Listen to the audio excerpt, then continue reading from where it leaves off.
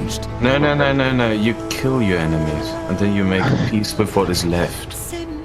It's no longer about nations, ideologies, or ethnicity. Fuck you, Frenchman. It's an endless series of proxy battles fought by mercenaries and machines. War and its consumption of life has become a well-oiled machine. Jesus, we should have gassed all of them. War has changed. If we've learned one thing from the Greeks, it's this, that all great tragedies involve a woman. And our story's Helen of Troy would be Rage After Storm. Now, for those of you unfamiliar with who Rage After Storm is, she is not Styx's biological sister, Spoonclank. Instead, she's a YouTuber that accumulated nearly 100,000 subscribers over the course of 6 months. Her popularity was explosive. She was networking with everyone, appearing on multiple streams. People were recommending her to their audiences nearly daily. She seemed to be a golden child, someone who captured a certain demographic and held its attention. That is until she decided to talk about a subject which is apparently forbidden, or as Trout and Tears would say, verboten. So, after many of you have speculated about my stance on race, especially my recent one, I've decided to make a video about it. Because heck, I love talking about things that will probably get me kicked off YouTube and every other social media website. Now this video, and the reaction to it, would be the impetus, the genesis, for an autism festival, which would take place over the course of 4 fucking months, dragging its ass across nearly every aspect of social media, from YouTube to Twitter, from Facebook to 4chan. And it would include an entire cast of characters from multiple groups on the internet. But the driving force behind it, the protagonist of this tragedy, would be one individual by the name of Trout and T.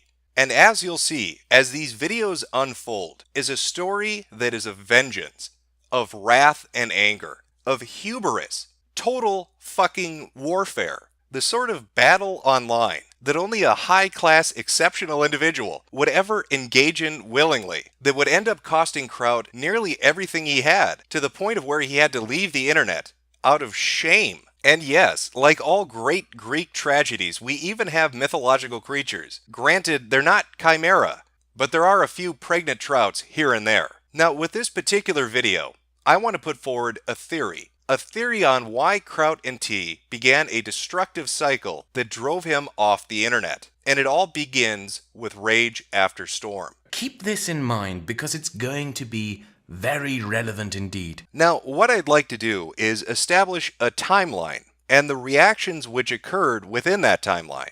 Rage's video, Race is Real, went up on June 24th. 4 days later, on Adam Worski's podcast number 55 on June 28th, Trout and T, among others, discussed their reaction to the video. Welcome back to another Worski Live. I'm here with Chris Worski, what's up? and we have a full house today. We got Trout and T, some black guy, Kasara, and Jeff Holiday. What's going on, everyone? Now, there are many golden moments that take place within this particular chat. Many of the guests take umbrage with what they see as dog whistling, that Rage is signaling to real racists, to the neo-Nazis out there with this video, that she is one of them. They don't like the sources which are discussed. It just looks like she's just repeating what the Daily Storm article says. She just read the article, said, okay, this sounds right. Apparently didn't put any effort into questioning any of it, and then said, okay, this is how it is. Fair enough. Maybe the Daily Stormer wasn't the way to go. Maybe she should have looked for information from other sources, like, say, a documentary. 按说是你们受欧洲国家管理这么长时间，应该是学到了很多先进的管理经验。哪有多少时间？没多少时间呢。我们炒那个要那个国经济啊，很炒。现在是50年了，最近50年那个。就是50年以前，你不是受他们西方这个管理？是啊，那个先进的影响，那个代代往传下来，越传越文明越发达了，怎么越来越倒退，越落后了？你看这么先进的铁路，我都1930几年就有电气化铁路，我这是中国啥时候才有电气化铁路的？你看矿区那个铁路，电气化那双轨铁路，因为架得多好。你看现在顶上那个什么，哎呀，千疮百孔啊，破烂不堪了。把原来留下的东西根本都没有更加的爱护保护去利用它，反而都遭到了毁灭性的重创，就成这样子的话。Oh, that's woo, that's a bit harsh. Race realism is actually really fucking pervasive.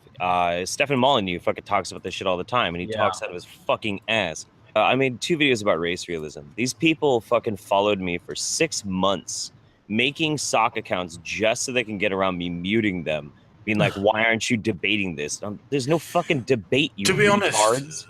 Those goddamn neo-Nazis and their fucking frog alt accounts. Thank God you didn't do anything to fucking encourage that. Thank God you didn't take their symbol and co-opt it into some E-bombs world tier shit, huh, Jeff? The whole point of Kekistan is taking back Pepe from you douche nozzles trying to, like, meme your way into some sort of interesting political position. Nobody cares. Nobody cares about you. Nobody ever fucking cared about you. You're cringy as fuck. The whole meme is just to take the piss out of you. Maybe you shouldn't be shooting shots across the bow if you don't want fire fucking returned. But nonetheless, on the stream, multiple things are brought up. They don't like her sources, they think it's dog whistling, they don't like her approach to the subject, and there's some definite hostility towards the alt-right, towards race realists, towards white nationalists, or anybody that really sees the issue differently than they perhaps see it. But the shit show proper didn't happen until the very next day, on June 29th, when Trout and T tweeted this out, at Kipper Central. You might want to look into the views of one of your contributors, Rage After Storm. And almost immediately, the reaction is, seriously? Now, Rage had written for Kipper Central, which is a UKIP account. And here Trout is, one day after discussing and mocking her video, writing to them to say that you need to look into your contributor, Rage After Storm. The reaction was not friendly, if you can put it that way. But there's another more interesting reaction that followed fairly quickly afterwards. This was at 9:31 a.m. on June 29th. At 12:05 p.m. on June 29th, a few hours later from when Trout had messaged them, Kipper Central responds, "We can confirm we are looking into one of our writer's recent videos. No further comment will be made until we have reviewed the video." Now, the thing about Kipper Central is it's a relatively small account. Currently, it has 744 followers, and that's not a number that's drastically changed overnight. They didn't just lose 500,000. It's always been a small channel.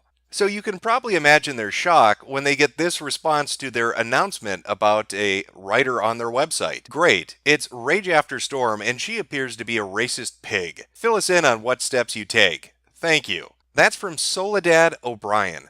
Soledad O'Brien knows who Rage After Storm is. Soledad O'Brien is contacting a fucking Twitter account with 700 followers. And very shortly after that, on June 30th, the next day, Kipper Central releases this statement regarding Rage. We have decided to suspend one of our writers, Rage After Storm, following a series of tweets and the content of one of her YouTube videos. When Rage first started writing for us, she was very down to earth and agreed with many of our other writers on many things. However, very recently, she has changed her views and has become sympathetic to ideologies we cannot endorse or facilitate, unless she reforms her thinking. We will have no option but to remove Rage from Kipper Central entirely. We hope she takes this opportunity to change her ways and rethink whether this is the best direction for her. To be clear, we will not tolerate Rage's current views and standpoints, and people with these views are not welcome in Kipper Central. So within 1 week of her video, she has been disavowed from the UKIP organization which she was associated with. The reaction, the lashback that happened online following this was a bit extreme, but it really ramped up on July 24th when Rage After Storm deleted her YouTube account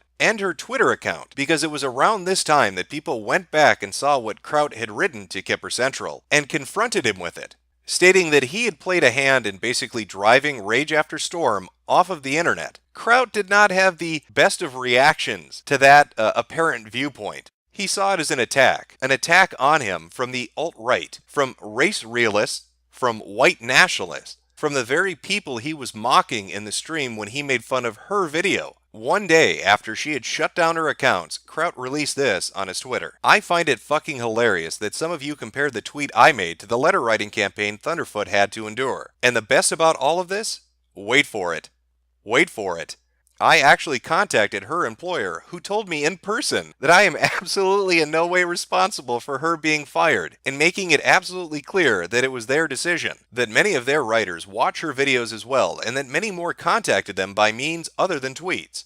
You, who manufactured outrage over this, are a bunch of pathetic, whimpering little shits. Do you really have so little to add to the conversation that you have to pretend that someone has no personal responsibility for her actions and pin it to someone who critiqued her views? Are your arguments so pathetically weak that you have to devolve into drama shit-flinging?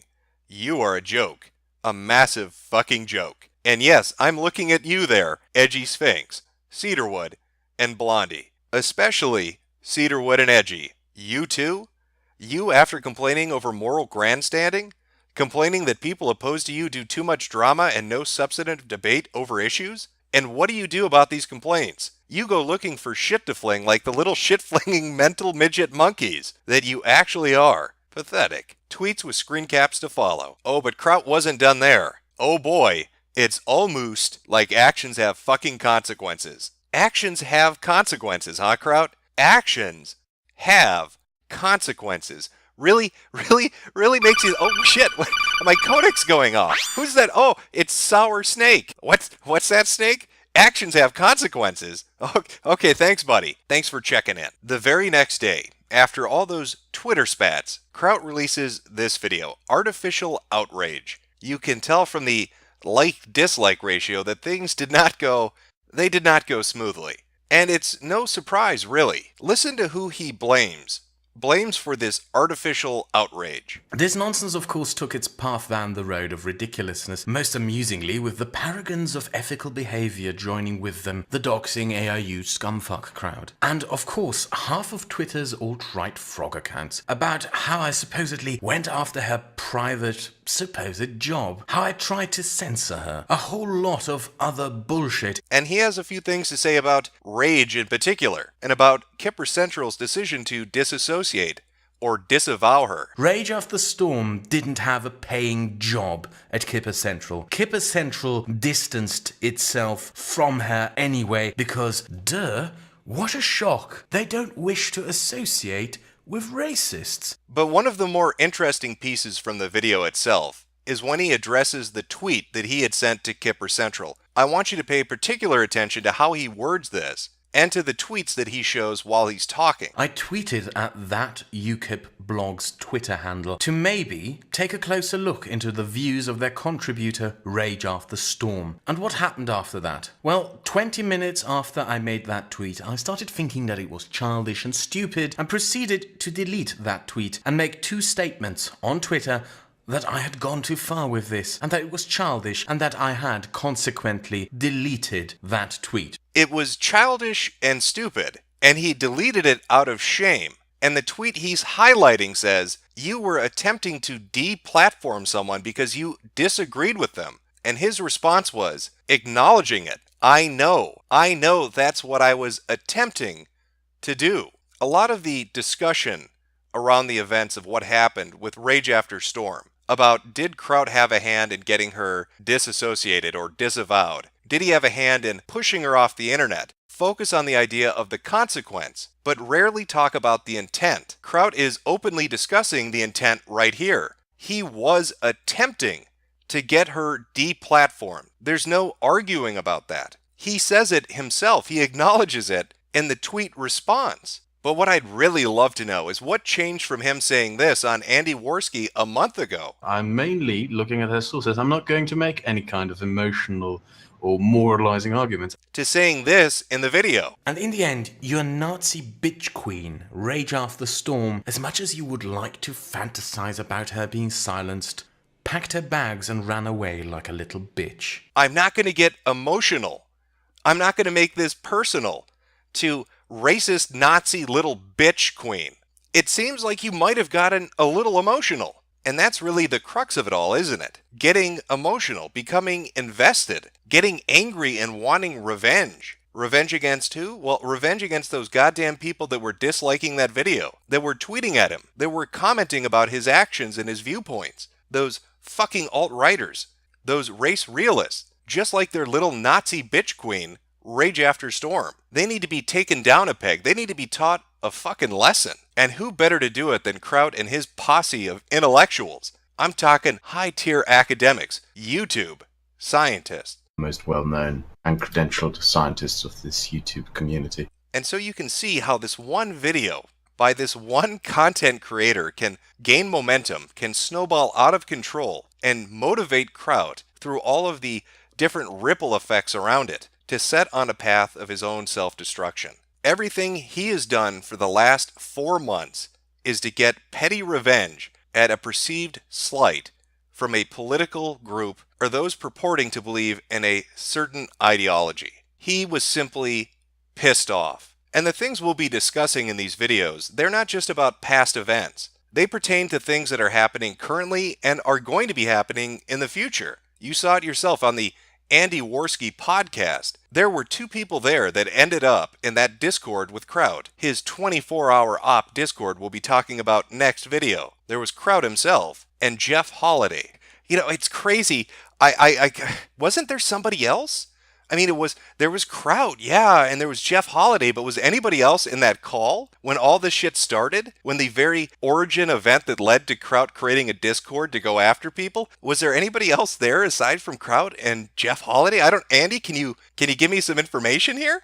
So we just finished Worski Live number 55. Trout was there, Chris, Jeff, Kasara, some black guy, Dave Cullen, and Based Mama swung by at the end. Based Mama, of course. Based Mama from the Discord with Trout and Jeff Holiday and all the other people running 24-hour ops. Based Mama, who's running an event called Kilroy. Kilroy, an event that basically disinvited people that have right-wing beliefs. You know, all those identitarians, those icky alt-righters, those people that don't align politically with what she likes. Like, here's my idea. Okay, if you want to be like race separatists, how about all you guys who don't want to do that, you just stay in your own areas and somehow the rest of us alone. How weird and coincidental that she would be there at the birthing of Trout's vendetta, and then also in the Discord, and then also making decisions about Kilroy, which somehow shit on people that are right-wing. That really makes me think. That'll be fun to dig into. Put on my tinfoil hat, let's go fucking crazy with this shit. Because I'll tell you, I'm here for the fucking laughs. And what's coming up next is some of the cringiest fucking shit from so many people. It's